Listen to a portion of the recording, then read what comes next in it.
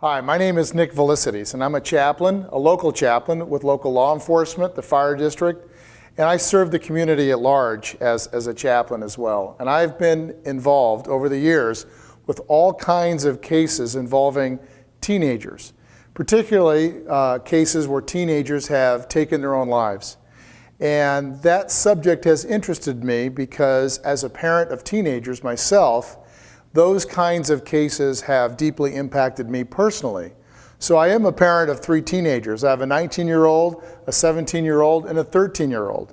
So at home, it is kind of crazy right now with me trying to raise 3 teenagers. And we have 3 kids that are completely different. They each have their own personalities. They each have their own issues. I have strong-willed children and I have children who are very compliant. So my wife and I, we are living in the midst of what it takes to raise teenagers. But on the side as well, I'm also a chaplain. So I get involved in families who go through tragic circumstances. And I've discovered that in suicides, there is an epidemic of teenagers who are experiencing depression right now. I don't know if you know this, but 1 out of every 6 girls will attempt suicide before the age of 20.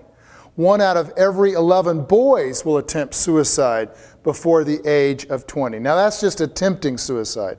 But what that tells us is that teenagers are experiencing all kinds of emotions, depression particularly, and what's the cause of that, and what can we do about that as parents? What can we do? So maybe you have noticed at home, perhaps your teenager experiencing some kind of depression. If not, you're experiencing all kinds of emotions running all over the map. I have a teenage daughter, and she is all over the map when it comes to her emotions. One day she's high, one day she's low. Some days I think it's just typical teenage stuff. Other days I'm concerned about her. I hear her say things that cause great alarm for me as a parent. She doesn't like the way she looks. She doesn't like particularly the friends that she has and the things that happen between her and her friends. She feels bad if she doesn't do well in school and her grades are poor. She plays sports and she doesn't consider herself always a great athlete and compares herself to others. And that's what teenagers do, is they compare themselves to other teenagers and they almost never measure up. Almost never measure up. They always feel like they're not smart enough, not bright enough, not good looking enough, they don't have the right friends, so on and so forth. And they live in the moment.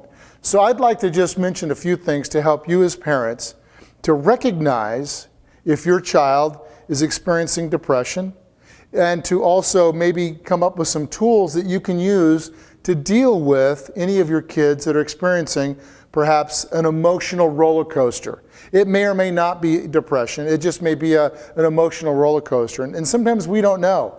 I'm not a therapist. I'm not a psychologist. As a parent, I don't know all the time whether my daughter or my sons, whether they're experiencing some level of depression, frustration, or whether they're just typical teenagers. And I'm sure it's a combination of a little bit of everything. So what I'd like to talk about briefly are 3 things. One is, how do we understand the world that our teenagers live in? Our teenagers live in a world that's very electronic. Now, I would suppose if over time, 100 years from now, all of mankind is going to be walking around like this.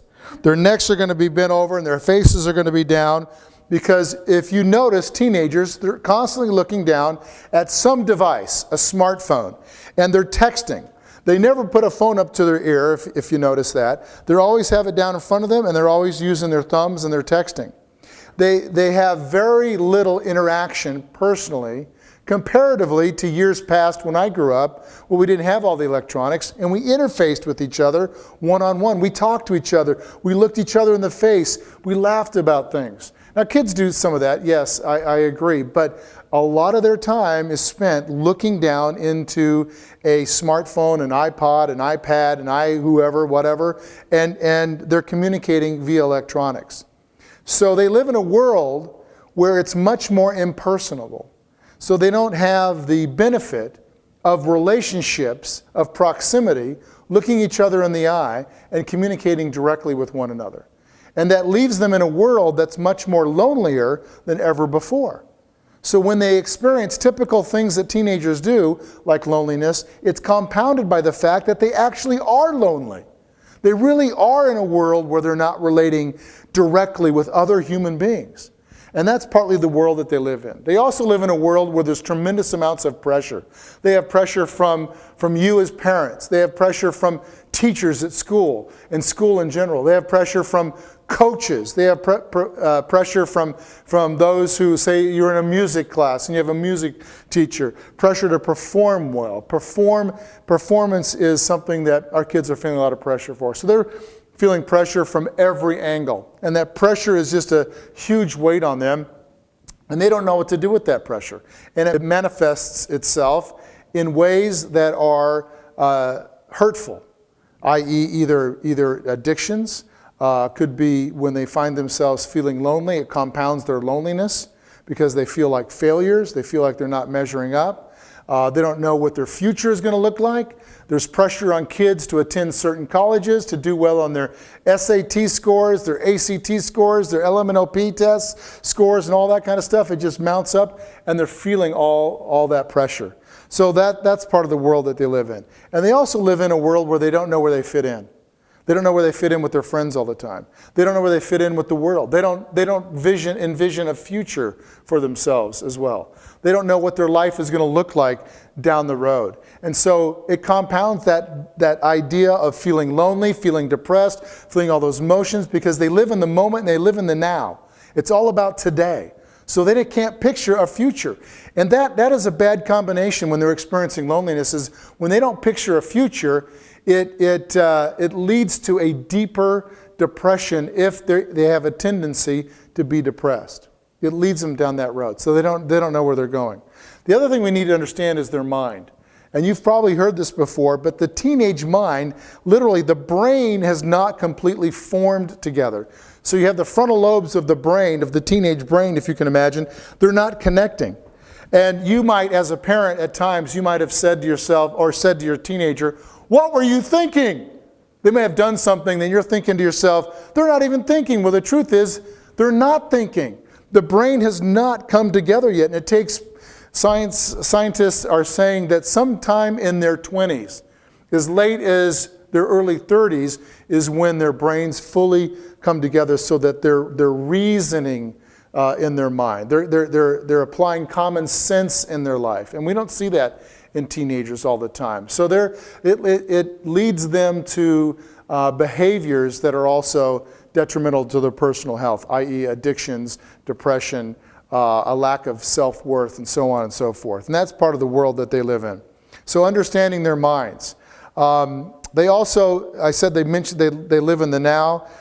They have a tendency to not like themselves.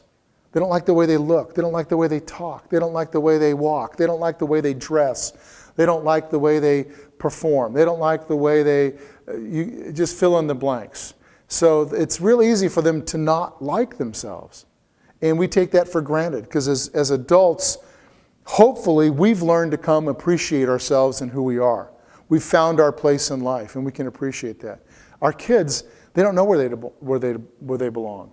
There's a lot about themselves that they don't like, and they never let on to that because they're always trying to prove themselves in the way they look, in the way they talk, in the way they walk, in the way they perform.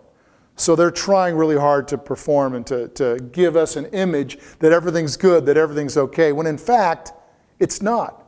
It's not as okay as they give us the perception that it is. So, and the other thing that we need to understand is we need to understand their needs. Number one, they need you. They need you as a parent. They need you as a parent to be a healthy parent.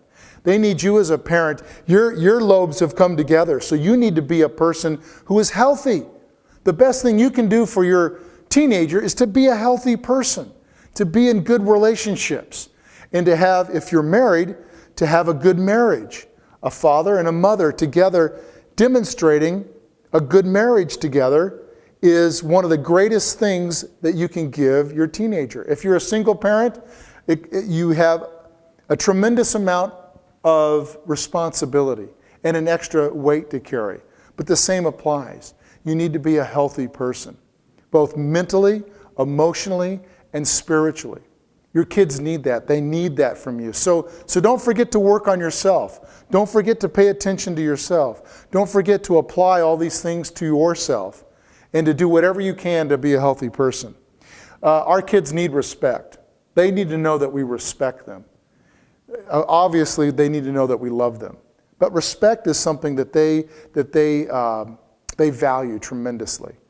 They take it for granted that we love them, but we respect them by honoring them with our words, that we're fair with them, that we're direct with them, yes, but that we as best we can, we keep our cool, we respect them. Even when they do wrong, we apply respect to them in their lives. And they appreciate that. They want to be respected. And they also need boundaries. So as a parent, we're not trying to be their friends, right? We're trying to give them boundaries.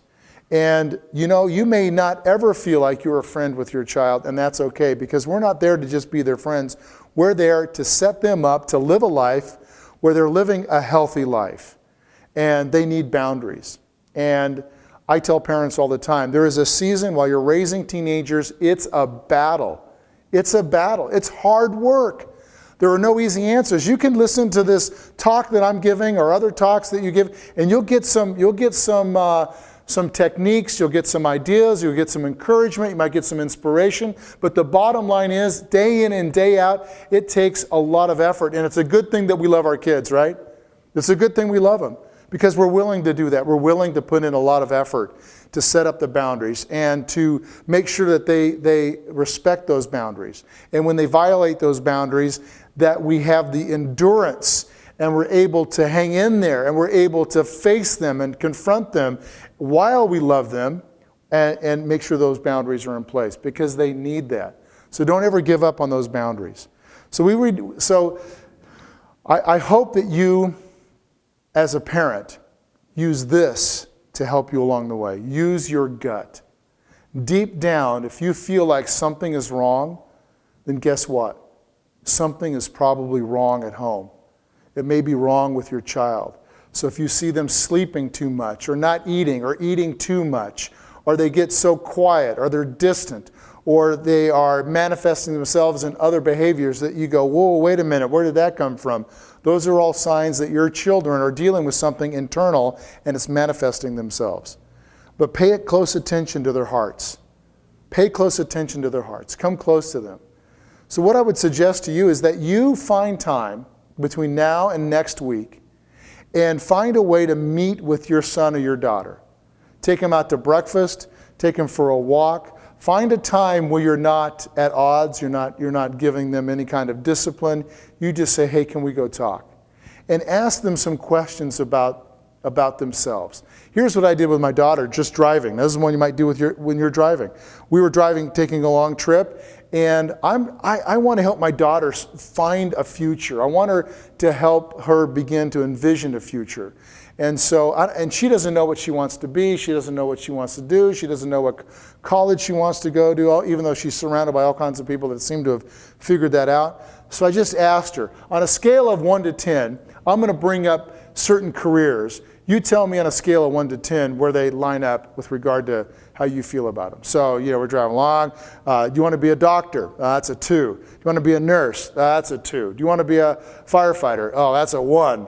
Do you want to be a butcher? No, that's a 4. Do you want to work in a retail store? That's a 5. And I asked her as many as I could think of, and the one that she scored the highest on was I asked her if she wanted to be an event coordinator. It was like an 8.